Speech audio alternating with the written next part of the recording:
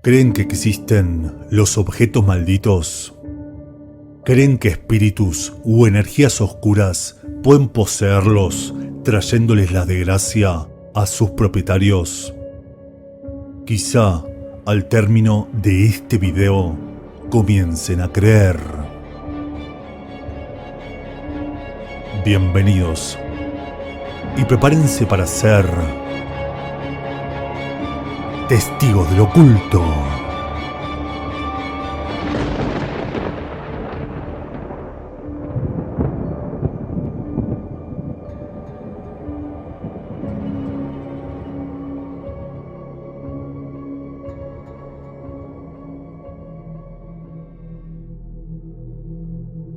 La historia de esta noche comienza con uno de los tantos polacos que debieron escapar de su tierra huyendo del Holocausto.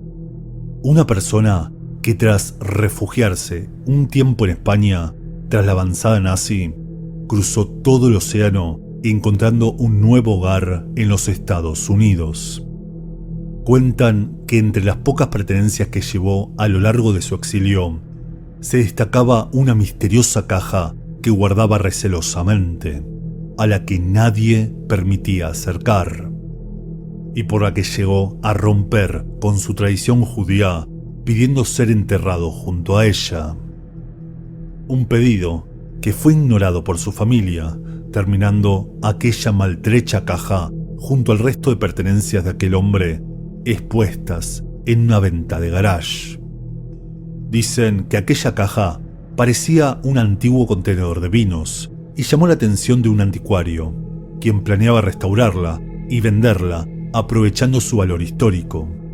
Pero al momento de la compra lo detuvo la nieta del difunto, quien le contó que aquella caja siempre permaneció en el cuarto de costura de su abuela, quien le advirtió sobre su peligro, ya que dentro estaba contenido un antiguo y peligroso espíritu, al que conocían como Dybbuk. Aquel anticuario no hizo caso a la advertencia, creyó que la niña jugaba alguna especie de juego macabro, y siguió adelante con su compra. Entonces la niña soltó otro consejo: si la llevas, nunca la abras.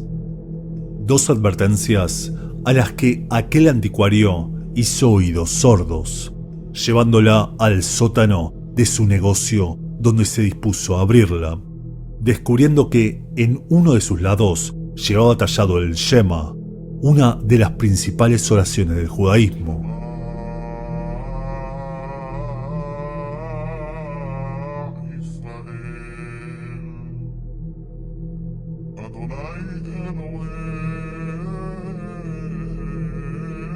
Una oración que le trajo un mal presentimiento, aunque quizá estaba mal influenciado por aquella extraña advertencia que le soltó la niña en aquella venta de garage: si la llevas, nunca la abras.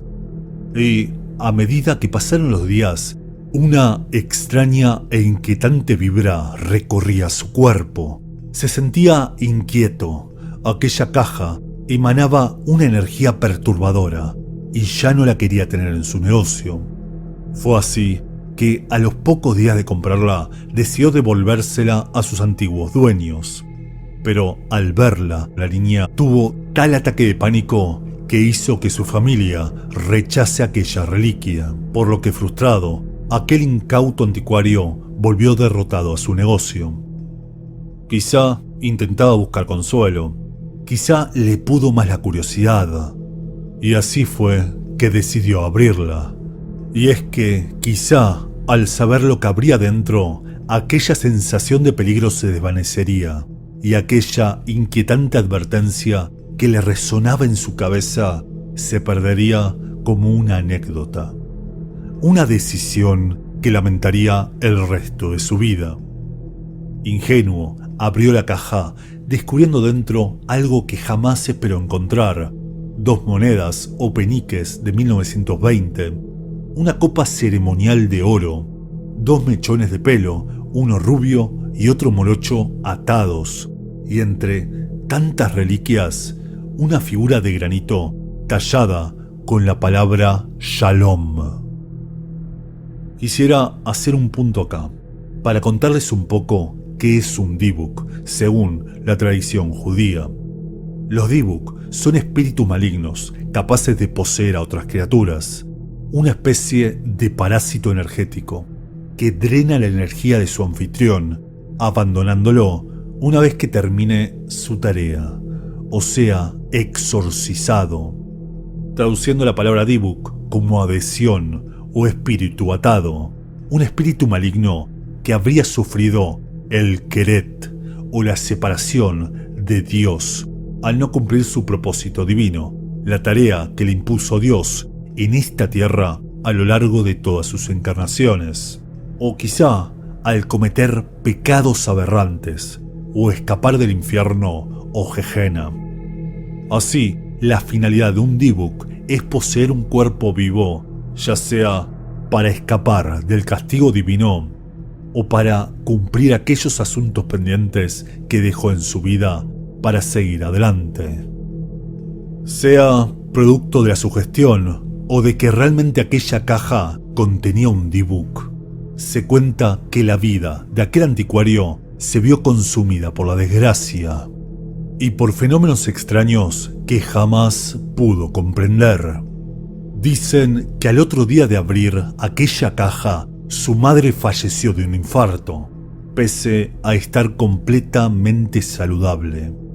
Su negocio cayó en picada, viéndose obligado a cerrar, terminando tapado en deudas, mientras que en su casa comenzaron a ocurrir fenómenos paranormales, desde las luces que se prendían y apagaban, escucharse golpes en las paredes y una especie de garras que rasgaban sus puertas, hasta el comienzo de fuegos espontáneos. Incluso muchos afirmaban que en su negocio, donde aún guardaba aquella caja, comenzaron a sentirse un olor nauseabundo a azufre.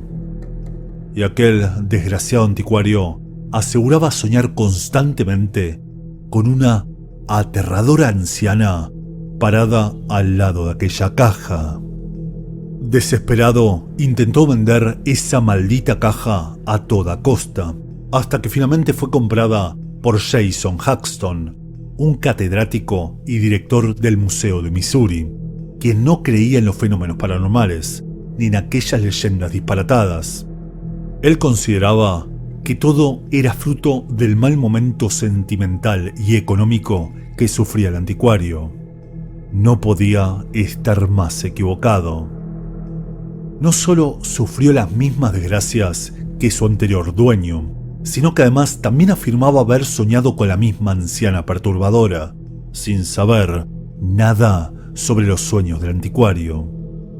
Desesperado, publicó la caja en eBay, en una publicación donde contaba toda la historia y el martirio que provocó en sus anteriores dueños, junto a certificaciones médicas y notariales que daban crédito de estos sucesos.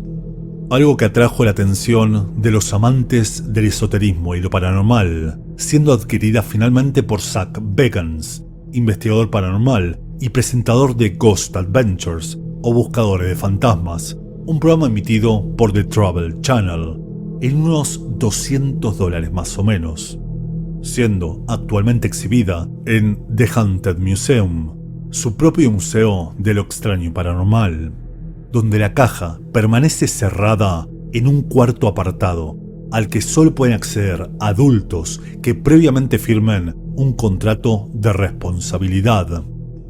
Ahora, hablemos sobre cómo librarse de un Dibuk, por si alguna vez tienen que hacerlo. Para esto hay 3 caminos según la tradición judía. El primero consta de un exorcismo, que debe ser realizado por un rabino experto en la cábala, junto a 10 asistentes, que sean capaces de soportar esa experiencia, lo que no debe ser fácil. Un grupo de personas que deben formar un círculo de protección alrededor del poseído, mientras el rabino hace sonar un shofar, el cuerno del carnero. Y todos los presentes deben recitar 3 veces el Salmo 91, hasta finalizar el ritual. Del lazo del cazador, de la peste destructora.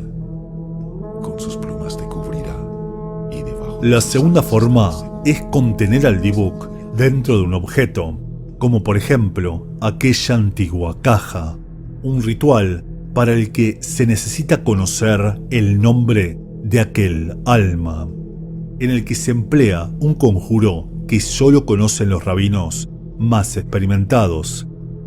Y, según cuentan, aquel alma maldita se torna de color rojo, emanando un potente haz de luz desde el objeto hasta que finalmente quede cautivo. Un ritual muy similar a otros que se realizan en diferentes partes del mundo, como por ejemplo la caja de los espíritus judú del vudú africano, donde se encierran espíritus en una caja que luego le servirán de ayuda al mago en sus oficios. Algo que me recuerda mucho a la leyenda del rey Salomón, ¿no? Que por medio de su anillo controlaba una legión de 72 demonios, que lo habrían ayudado a construir su templo. Curioso, ¿verdad? Otro ejemplo similar es el caldero de Palero, un caldero mágico que permite contactar al oficiante con otras entidades a través de los espíritus encerrados en su interior.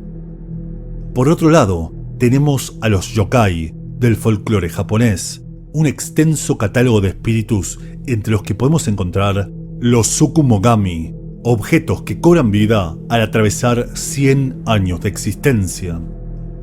Pueden creer o no en estas historias, pero todos alguna vez sentimos que un objeto nos traía buena suerte. Puede ser, por ejemplo, un rosario para los creyentes, o quizás alguna prenda de ropa.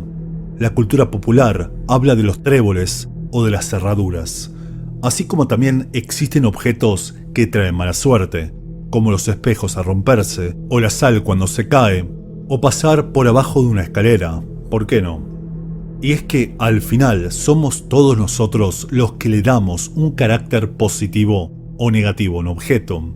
Somos nosotros quienes les impregnamos esas energías, transformándolos en talismanes.